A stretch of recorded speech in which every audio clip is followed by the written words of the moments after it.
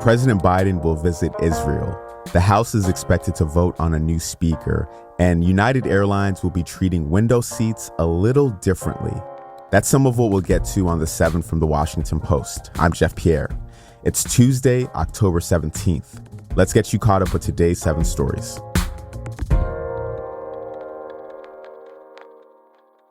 At number 1, the president plans to visit Israel tomorrow to show support following Hamas's deadly attack on October 7th. Yesterday, Secretary of State Antony Blinken announced Biden's visit. The president will reaffirm the United States' solidarity with Israel and our ironclad commitment to its security. President Biden will again make clear, as he's done unequivocally since Hamas's slaughter of more than 1,400 people, including at least 30 Americans, that Israel has the right and indeed the duty to defend its people from Hamas and other terrorists and to prevent future attacks. On his visit, the White House says Biden will learn more about the hostages held captive in Gaza, which include an unknown number of Americans. Biden will then travel to Jordan to meet with Arab leaders to discuss Gaza's growing humanitarian crisis.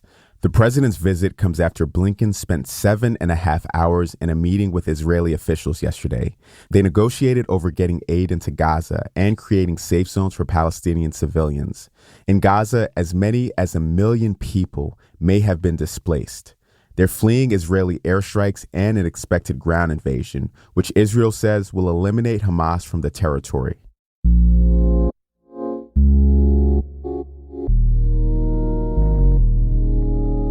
A judge issued a limited gag order against Donald Trump in his January 6th case. That's story number 2. Yesterday's decision means that the former president needs to stop attacking prosecutors, witnesses, and court staff involved in his election obstruction trial in D.C. However, the judge declined to impose some restrictions that prosecutors had wanted. For example, Trump is still free to verbally abuse President Biden. That's his likely rival in the 2024 election. And he can also claim that the case against him is politically motivated. The judge didn't say what punishment she would consider if Trump breaks the rules. But typical penalties for violating gag orders include fines, house arrest, or jail. Trump said he would appeal the ruling.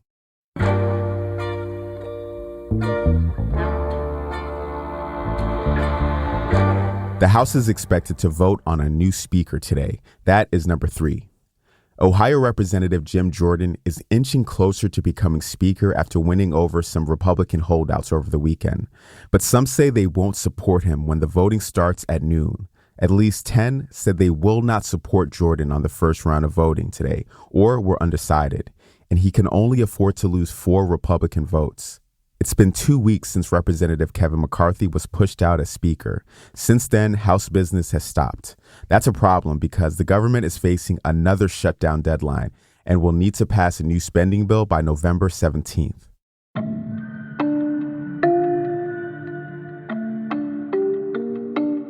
Number 4, a lawsuit says an Alabama woman was forced to give birth in a shower in jail. The details of this story are horrific.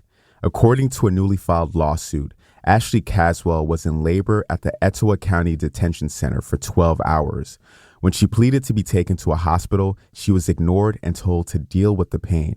After she gave birth, she passed out, and the jail staffers took photos with her baby. And according to the civil rights lawsuit, Caswell is not the only pregnant detainee who has been denied care at the jail. At least 3 other women from 2018 to 2020 were ignored when they pleaded to be taken to a hospital, and some were forced to give birth alone without medication. In Alabama, pregnant people can be detained under a law intended to protect unborn children from maternal drug use, but it's led to more pregnant women being incarcerated, which research shows leads to poorer birth outcomes. At number 5, stress is shortening the lifespan of Americans. This might not be a shock. There's a lot to be stressed about. Inflation, violence, politics, race relations, and an unequal society lead to something known as weathering. That's according to a growing body of research which studies the way stress damages the human body. It causes people in the U.S. to age quicker, become sicker, and die younger than their peers in similar nations. The Post has been exploring the link between the American lifestyle, chronic disease, and early deaths in an investigative series. Reporters have also revealed how weak standards governing federally subsidized school lunches have led to more ultra-processed foods like Lunchables in cafeterias. You can read the whole series on our website.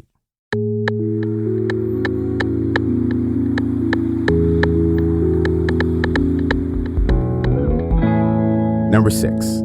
The U.S. government bought 2 houses at risk of falling into the sea. The homes are in Rodanthe in North Carolina's Outer Banks. They were recently bought by the National Park Service for over $700,000.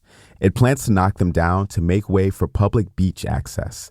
The buyout marked a possibly groundbreaking moment in the debate over what to do with coastal homes as they grow more vulnerable to rising seas, erosion, and big storms. But other states and localities have little money for buyouts like this.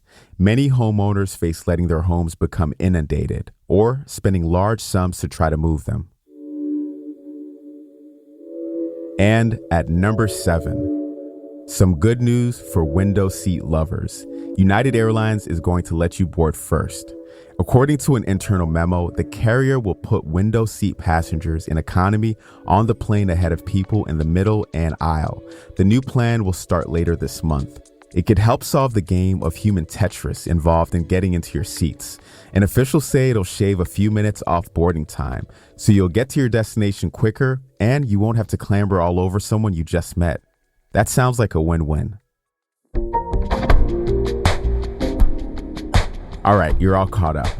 If you don't already listen to our evening news podcast, Post Reports, please check it out.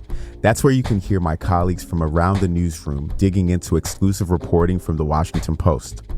Some recent episodes feature stories about climate change in India and a look at what comes next in the Israel-Gaza war. Just search for Post Reports wherever you listen to podcasts. I'm Jeff Pierre, and I will meet you back here tomorrow.